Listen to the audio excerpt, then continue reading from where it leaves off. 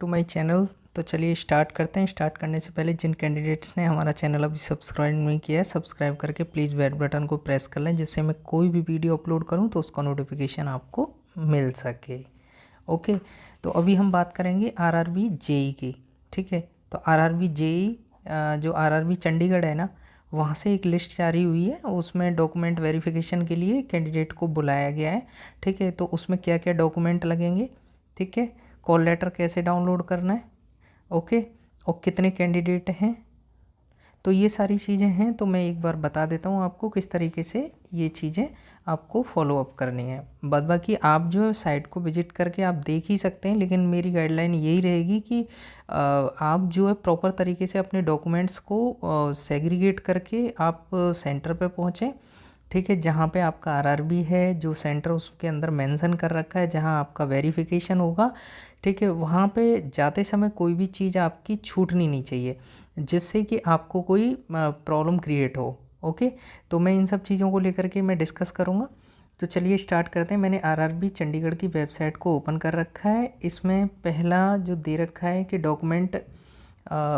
Document verification and medical examination, इस तरीके से शेड्यूल फॉर जेईडीएमएस के पद हेतु दस्तावेज सत्यापन, चिकित्सा परीक्षा की अनुसूची। तो इसमें डीवी होगा प्लस मेडिकल भी होगा। मेडिकल किस तरीके से होता है वो भी मैं आपको बता दूंगा। ठीक है, और उसके बाद में लिंक एक्टिवेट, जैसे ये दे रहा है ना, link for uploading DV documents. Okay, तो ये डॉक्यूमेंट ये कैसे करना है, यहाँ क्लिक करेंगे और आप अपना ये लिंक खुल जाएगा। लिंक खुलने के बाद में आप यहाँ से लॉगिन कर सकते हैं, और जो डॉक्यूमेंट्स जो उन्होंने एक लिस्ट दी है उसके अकॉर्डिंग आप जो है उसको फुलफ़िल कर सकते हैं, जिससे कि कोई प्रॉब्लम ना हो। ओके, उसके बाद में आपका link the download for DV E call letter, यहाँ से आप अपना कॉल लेटर डाउनलोड कर सकते हैं। डाउनलोड करके और एक तो आपके पास में कलर प्रिंट आउट लेना है, इसका कलर प्रिंट आउट लेके, और उसके बाद में उसकी भी एक जेरोक्स ले लेना है, एक दो जेरोक्स, इस तरीके से 3-4 सेट बना लेना। क्योंकि 100-200 रुपये का खर्चा आएगा, कोई दिक्कत नहीं है, लेकिन आपको सेंटर पे पहुंचने के बाद में कोई प्रॉब्लम नहीं होनी चाहिए, जिससे कि आपके पास जो इन्विजिलेटर्स होते हैं जो चेक करते हैं, ठीक है, तो डॉक्यूमेंट वेरिफिकेशन के समय पे ऐसी कोई समस्या ना हो, जिससे कि आप वहाँ से भाग के बाहर आएँ और फिर उसके बाद में जेरोक्स करा के अंदर ले जाएँ। तो 3-4 आप अपने हिसाब से बनवा के ले जाइएगा।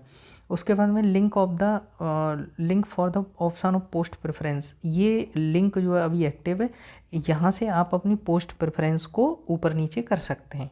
ठीक है, तो चलिए हम चलते हैं इसके इस सेक्शन के अंदर क्या क्या दिया है। ओके, तो यहाँ है रेलवे भर्ती board Chandigarh. Okay, CEN 3/2024 JDMS। Okay, JENDMS, जे डिपो मटेरियल सुपरिंटेंडेंट। ओके, उसके बाद में यहाँ पे रहेगा तुम्हारा रेल भर्ती बोर्ड चंडीगढ़। पेन दूसरा ले लेते हैं, एक सेकेंड, क्योंकि ये मोटा हो रहा है ज़्यादा। ओके, रेल भर्ती बोर्ड चंडीगढ़ आधिकारिक वेबसाइट 21/7/2025 को ये इस तरीके से junior engineer and depot material superintendent के पदों पर कंप्यूटर CBT 1 एंड 2 परिणाम के आधार पर दस्तावेज सत्यापन, ये इस तरीके से इन्होंने बोला है। रोल नंबर की सूची जो है नीचे इन्होंने दे दी है। उसके बाद में चिकित्सा परीक्षण हेतु नीचे दिए गए कार्यक्रमानुसार 18/8/25 से 2/9/25 अनंतिम रूप से सूचीबद्ध किया गया है। इस सूची में रोल नंबर आरोही क्रम से, क्षैतिज रूप से, योग्यता क्रम से नहीं, मतलब आपकी जो जैसे नंबर आए ना आपके, उन नंबरों के अकॉर्डिंग इन्होंने रोल नंबर को व्यवस्थित नहीं किया है, लेकिन रोल नंबर को मीन्स आरोही क्रम में लगाया है। आरोही क्रम में से असेंडिंग ऑर्डर में। ठीक है, क्रम में ये इस तरीके से। फिर नोट, यहाँ पे नोट दिया है, चयनित अभ्यर्थी को उम्मीदवारी पूर्णतः अनंतिम है, मतलब अभी जो है ना ये टेम्परेरी है आपकी उम्मीदवारी। अभी आप उसके बाद में जैसे आप डीवी वगैरह करा लेते हैं, सारी चीज़ें कंप्लीट करा लेते हैं, उसके बाद में आपका प्रॉपर सिलेक्शन माना जाएगा। और भर्ती प्रक्रिया के किसी भी चरण में या उसके बाद उनके ऑनलाइन आवेदन में दी गई जानकारी में किसी भी प्रकार की असंगति या कमी विसंगति पाए जाने पर किसी भी स्तर पर कोई कदाचार पाए जाने पर रद्द की जा सकती है। मतलब जैसे आप डीवी में आपके लिए एक लिंक ओपन कर रखा है, उसमें आप जो भी डॉक्यूमेंट्स आप अपने अपलोड करेंगे, फिर उसके बाद में आप ऑफलाइन डॉक्यूमेंट्स वगैरह वहाँ पे चेक कराएंगे, तो उसमें कोई विसंगति नहीं होनी चाहिए। या फिर जो डॉक्यूमेंट्स आपने अपलोड किए हैं उनको वो ऑनलाइन चेक करेंगे तो उसमें भी कोई त्रुटि नहीं मिलनी चाहिए। अगर कोई त्रुटि मिलती है तो आपका कैंडिडेचर रद्द कर दिया जाएगा। इसीलिए आप जो है ना उसमें कोई हस्तक्षेप ना करें, आप बिल्कुल ट्रांसपेरेंटली वर्क करें इसको लेकर के। ठीक है, ट्रांसपेरेंट इसलिए मैं बोल रहा हूँ कि अगर आपका जैसे कुछ लोग हैं कि डेट ऑफ बर्थ, कुछ नाम वगैरह को लेकर के, अरे आपको कुछ भी नहीं करना। आपको सिर्फ अगर कोई मार्कशीट में प्रॉब्लम है या फिर कहीं भी कुछ भी प्रॉब्लम है ना, सीधा एफिडेविट दो और बोल दो वहाँ पे जाके कि ये हमारा नाम है, इसमें गैप है, ठीक है। या फिर जैसे स्पेस होता है, जैसे किसी के नाम के आगे नाम के बीच में स्पेस होता है, लेकिन स्पेस के लिए भी वहाँ पे क्या करते हैं कि एक एफिडेविट मांगते हैं। तो कि मेरा जो 10th की जो मार्कशीट है उसमें नाम ये है, लेकिन मेरी ग्रेजुएशन या फिर डिप्लोमा की जो मार्कशीट है उसके अंदर क्या है कि मेरा जो है मतलब गैप किया हुआ है। जैसे सपोज मान के चलो, यहाँ मैं आपको एक बार बता देता हूँ जिससे कि आपका डाउट क्लियर हो जाए। ठीक, जैसे आपका नाम है मैंने अनुज शर्मा लिख दिया, ठीक है, अनुज शर्मा, ठीक। उसके बाद में यहाँ जो गैप है ना ये वाला, ठीक है, तो ये होना लाजमी है, तो ये 10th की मार्कशीट में राइट है, ये राइट लिखा हुआ है। उसके बाद में यहाँ पे लिख दिया अनुज और स्पेस न दे करके यहाँ लिख दिया अनुज शर्मा। तो आप इसके लिए भी एक एफिडेविट दे सकते हैं, आरआरबी को बता सकते हैं कि मेरा जो नाम लिखा हुआ है वो करेक्ट नाम 10th की मार्कशीट में, उसको आप जो है फॉलो करें, और जो इसमें दिया गया है उसमें सिर्फ स्पेस की प्रॉब्लम है, नाम उसमें भी ठीक है। इस तरीके से वकील जो आपके एडवोकेट होंगे जो तहसील पर बैठते हैं वो आपको इस तरीके से जानकारी दे देंगे, जिससे कि आपको कोई भी परेशानी नहीं होगी। ओके, चलते हैं आगे। उसके बाद में क्या किया गया है, चिकित्सा परीक्षण के लिए बुलाए जाने पर मात्र से रेलवे में नियुक्ति का कोई अधिकार नहीं मिल जाता। परिणामों की सटीकता सुनिश्चित करने के लिए हर संभव प्रयास किया गया है। हालांकि रेलवे भर्ती बोर्ड किसी भी अनजानी त्रुटि, मुद्रण संबंधी त्रुटियां एवं मुद्रण संबंधी समस्याओं को सुधारने का आधिकारिक सुरक्षित है। ठीक है, ये उनका मैटर है। उसके बाद में दस्तावेज सत्यापन और मेडिकल परीक्षा की अनुसूची, ठीक है, तो ये schedule for document verification and medical examination इस तरीके से दिया है। उसके बाद में शेड्यूल डेट फॉर डीवी, जो डेट दी है उन्होंने तो 18/8/2025 से 2/9/2025, ये डेट को आप लिख लेना बिल्कुल, ठीक है। जैसे जो कैंडिडेट्स हैं, आप एग्ज़ाम दे करके कहीं बाहर चले जाते हैं जहां आ नहीं पाते टेंटेटिव डेट को, तो आप जो है ना उनकी जो ब्लॉक डेट रहती है वहाँ ये वाली जो 15/9/2025 इस डेट को जा कर के भी आप अपना डॉक्यूमेंट वेरिफिकेशन करा सकते हैं। ओके, तो प्लेस ऑफ डीवी आरआरबी में ही होता है, railway recruitment board office, railway colony near railway station Chandigarh. Okay, reporting time है आपका 9 बजे, तो आप चले जाइए 9 बजे करीब। ये लोग क्या करेंगे कि एंट्री ले लेंगे, ठीक है, रिपोर्टिंग कर लेंगे, उसके बाद में ये गेट क्लोज कर देंगे, फिर उसके बाद आप बाहर देखते रहिएगा, ठीक है। तो टाइम से पहले पहुंचने की कोशिश करिए। Okay, reporting date of DV 18/8/2025 Monday. इतने रोल नंबर हैं, ठीक है। ये दिया है 1 2 3 4 5 6, तो 6 एक रो में है, तो 1 2 3 4 5, तो 30 कैंडिडेट हो गए इसमें, तो 30 कैंडिडेट को ये दिया है, ठीक है। उसके बाद में ये रिपोर्टिंग डेट दिया है यहाँ पे 19/8, इतने ये रोल नंबर हैं, ठीक है। इन रोल नंबरों को जो कैंडिडेट होंगे वो अपना 19 तारीख ट्यूसडे को जा सकते हैं। ओके, उसके बाद में रिपोर्टिंग डेट है ये वाला 20, ठीक है, तो ये वेडनेसडे को जा सकते हैं। ये कैंडिडेट हैं जिनके रोल नंबर यहाँ मेंशन किए हैं, जिन्होंने तुम्हारा CBT2 क्वालिफाई किया है। और डॉक्यूमेंट के लिए बहुत बहुत ज़्यादा मेरी तरफ से कॉन्ग्रेचुलेशन, ठीक है। और इस तरीके से इन्होंने ये डेट मेंशन की हुई हैं। जो कैंडिडेट इन सेगमेंट में आते हैं, जिनके रोल नंबर्स हैं, वो अपना जाके टाइम से अपना DV जो है कंडक्ट करा सकते हैं। उसके बाद में रिपोर्टिंग DV ये जो है 26 का हो, फिर उसके बाद में 27 को, फिर उसके बाद में 28 को, फिर उसके बाद में 29 को, फिर उसके बाद 1/9 को, फिर उसके बाद में ये तुम्हारा 2/9 को, और टोटल कैंडिडेट हैं 354। ओके, तो 354 कैंडिडेट हैं यहाँ पर। तो ये कैंडिडेट रहेंगे। अनुपस्थित अभ्यर्थियों के लिए 15/9/2025 ब्लॉक तिथि। जैसे कोई कैंडिडेट है वो कहीं बाहर चला गया है, ठीक है, वो उस डेट को नहीं आ सकता, तो उनके लिए ये तिथि, ये डेट आप उन्होंने डिसाइड कर रखी है। इस डेट को जा कर के अपना DV करा सकते हैं। ओके, ब्लॉक डेट इतना 15/9, ठीक है।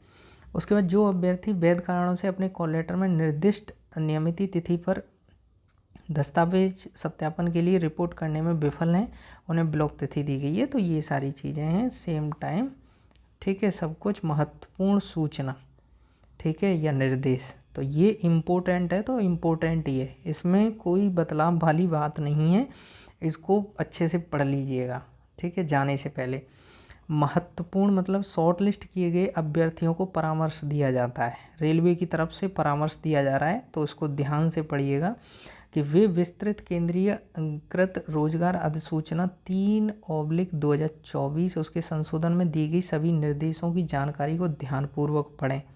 ओके, और साथ ही अपने आवेदन पर भरी गई सभी जानकारी को रिकॉर्ड भी अपने पास रखें, ठीक है। जो जानकारी आपने दी है वो उसका रिकॉर्ड भी आप रखिए, क्योंकि वहाँ तो आपने जानकारी दे दी, फ़ोटो साइन अपलोड कर दिए, उसके बाद में आपका 10th 12th ग्रेजुएशन डिप्लोमा, ठीक है, जो भी है वो सारे डॉक्यूमेंट्स आप अपने पास रखें।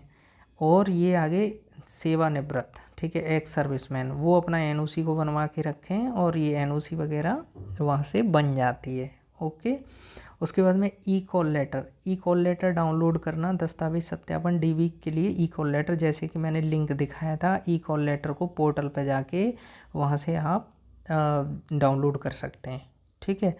उसके बाद में सॉफ्ट कॉपी और व्यक्तिगत डेटा अपलोड करना, नवीनतम फोटो, हस्ताक्षर, पहचान चिन्ह, ठीक है। उसके बाद में आधार नंबर और सभी प्रारंभिक मूल दस्तावेज, ठीक है, जो ओरिजिनल आपके डॉक्यूमेंट्स हैं ना, वही आपको अपलोड करना है और वही ले जाने, उसके 2-2 3-3 सेट बना लेना, ठीक है। मेरे कहने से आप बना लेना, क्योंकि आप परेशान ना हो, इसीलिए मैं बोल रहा हूँ कि 2 सेट 3 सेट अगर आपके रखे रहेंगे तो वो काम आएंगे। जैसे कि शैक्षिक योग्यता, जाति प्रमाण पत्र, NOC, अनुभव सर्टिफिकेट मतलब एक्सपीरियंस सर्टिफिकेट जिसे बोलते हैं, कि स्कैन की हुई, मतलब सारे डॉक्यूमेंट को स्कैन करके और अपलोड कर देना है पोर्टल पर। ये पोर्टल का लिंक RRB का आधिकारिक वेबसाइट पर उम्मीदवार की निर्धारित DV तिथि से 15 दिन पूर्व उपलब्ध कराया जाएगा, ठीक है। तो जो डेट दी है आपकी DV की, उससे पहले ये 15 दिन पहले एक्टिवेट हो जाएगा, और वहाँ पे आप जाके और अपलोड कर सकते हैं। और FAQ मतलब फ्रिक्वेंटली आस्क्ड क्वेश्चंस, वहाँ से आप जो भी अगर डाउट आ रहा है तो आपके जो मेंटोर्स हैं उनसे भी पूछ सकते हैं, और बाद बाकी आप रेलवे से डायरेक्टली बात कर सकते हैं, वो भी जवाब देगी आपको, ठीक है। उसके बाद में अभ्यर्थी परामर्श दिया जाता है कि वो सभी स्कैन की गई प्रतियां गूगल ड्राइव या पेन ड्राइव में भी सुरक्षित रखें, ठीक है। या तो आप अपनी जो प्रति आपने अपलोड करी हैं उसको एक पेन ड्राइव ले लीजिएगा, पेन ड्राइव ले लो। गूगल ड्राइव तो ये कि नेटवर्क बंद हो गया तो ख़त्म कहानी, ठीक है, फिर दिक्कत हो जाएगी। तो इसीलिए आप पेन ड्राइव ले लीजिए, पेन ड्राइव छोटा सा ही, और पेन ड्राइव में अपना सारे डॉक्यूमेंट्स स्कैन करके अच्छे से, ठीक है। उसके बाद आप यहाँ पे PDF फॉर्मेट में या वैसे जो भी मांग रहा है वो अपना रखिएगा। DV के लिए हार्ड कॉपी में उम्मीदवारों को दस्तावेज सत्यापन के समय निम्नलिखित वस्तु लानी होंगी, ठीक है। तो पहले तो वस्तु मना कर दी थी जब CBT 1 देने के लिए गए थे, CBT 2 अब वस्तु ले जानी है, ठीक है। Candidate should bring the following at the time of their document verification, जैसे ई कॉल लेटर का प्रिंट आउट एवं वैध नवीनतम पहचान पत्र, ठीक है। तो अधिमानतः 2 मूल पहचान पत्र, 2 ले लो, Aadhaar card, voter card, driving licence, कुछ भी हो वो सारे ले लो। सभी आवश्यक दस्तावेजों की मूल प्रतियां एवं 2 स्वप्रमाणित फोटोकॉपी सेट, ठीक है। तो 2 हैं, ये बोले हैं, आप 3 ले जाओ, क्योंकि एक आध अगर ख़राब हो जाए, कोई बेकार हो जाए, कोई दिक्कत आ जाए तो उसको आप तुरंत दे दो वहाँ से निकाल के, ठीक है। 6 ये फ़ोटो मांगे, आप 10 ले जाओ, 10 से 12 फ़ोटो ले जाओ बनवा के, जो कि आपको कोई प्रॉब्लम ना हो, ठीक है। तो इस तरीके से हो गया। CBT 1 CBT 2 ई कॉल लेटर की उम्मीदवार की प्रति और आवेदन पत्र की प्रति, ठीक है। मतलब CBT 1 का और 2 का सॉरी, और एप्लीकेशन फॉर्म वो एक ही जगह मिल जाएगा, वहाँ से डाउनलोड कर लो और इसकी फ़ोटोकॉपी 2 बनवा लेना, इसको भी ले जाओ। उसके बाद में ₹24 नगद मेडिकल परीक्षा शुल्क के रूप में 24 रुपये है, मैंने 25 बताई थी लास्ट वाली उसमें, क्योंकि मेरा 25 हुआ था। ये कैश मेमो रहेगा आपका मेडिकल का। यहाँ से यदि प्रमाण पत्र हिंदी या अंग्रेजी में नहीं है तो उनका स्वप्रमाणित अनुवाद हिंदी या अंग्रेजी में आवश्यकता अनुसार प्रस्तुत करें। तो ये तो सबके पास रहता ही है, ऐसी कोई दिक्कत नहीं है। लेकिन आपको मैं आगे एक चीज़ और बताऊंगा, DV का स्थान ये जो बताया है, ठीक है। रेलवे कॉलोनी में RRB का जो बोर्ड है, ठीक है, वो रेलवे कॉलोनी में नियर रेलवे स्टेशन चंडीगढ़। ये DV की तिथि ये बता दिए, DV का समय बता दिया है, प्रवेश, ये सारी चीज़ें इन्होंने क्या की हैं बता दी हैं।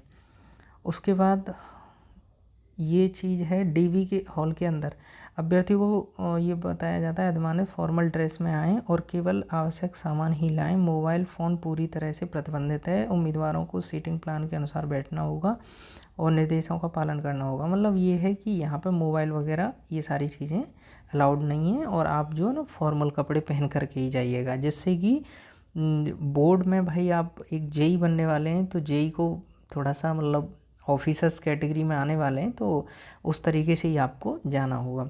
DV के बाद अधिकारियों द्वारा मेडिकल मेमो, ठीक है, यहाँ से आपको मेडिकल मेमो दे दिया जाएगा, 2 प्रति में तैयार किया जाएगा। प्रत्येक प्रति सत्यापित उम्मीदवार से 24 रुपये मेडिकल परीक्षा शुल्क लिया जाएगा और उसकी रसीद व 2 पासपोर्ट फ़ोटो मेमो स्टेपल किया जाएगा। उम्मीदवार को अपने अंगूठे के निशान, हस्ताक्षर, वर्तमान मोबाइल नंबर और ये सब चीज़ें दी जाएंगी, ठीक है। तो ये हो गया, ये जब मेडिकल मेमो मिल जाएगा।